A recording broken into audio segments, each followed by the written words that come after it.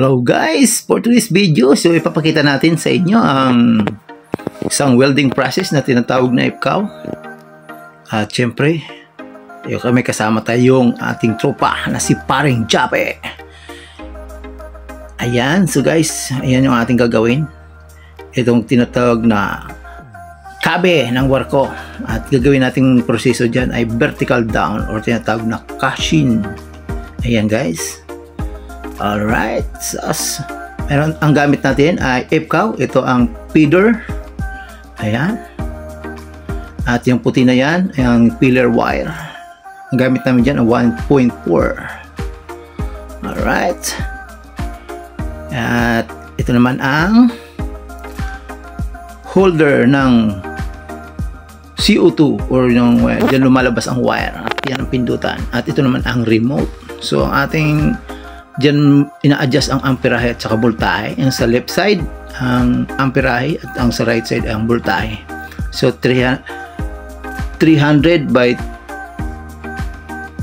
26 yung ating amperahe. So umpisa na tayo. Alright, so binabanatan na ng ating tropa. So cashin guys, ayan, first pass. Natapos na natin yung first pass. Siyempre, papatungan natin ang second pass. Ayan. Alright. Yun. Gaan. Tira lang ng tira. Hanggang sa matapos.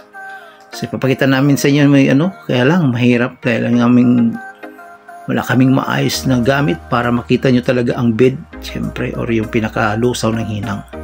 Ayan, tapos na yung second pass. Yan na yung pinaka-second pass natin guys.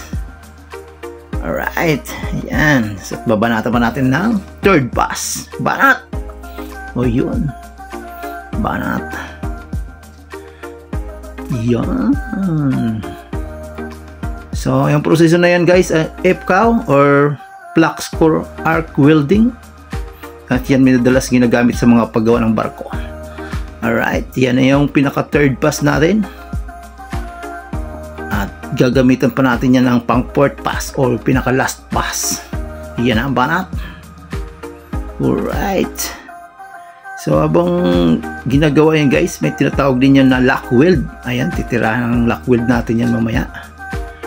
Siyempre, tapusin natin yung fourth pass. Ayan, nasa baba na tayo. So yan ang gawa na yan, ginagamit yan ng ballast tank ng barko.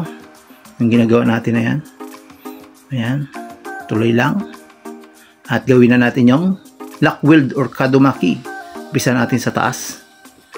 Ayan. Ayan. Ayan, pinaka lock weld sa taas. Siyempre sa baba rin, gagawin din natin yan.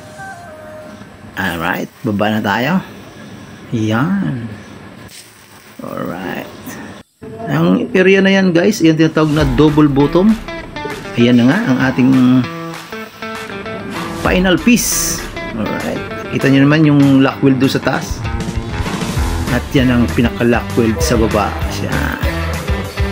Alright. Yung ating tropa, si Jape!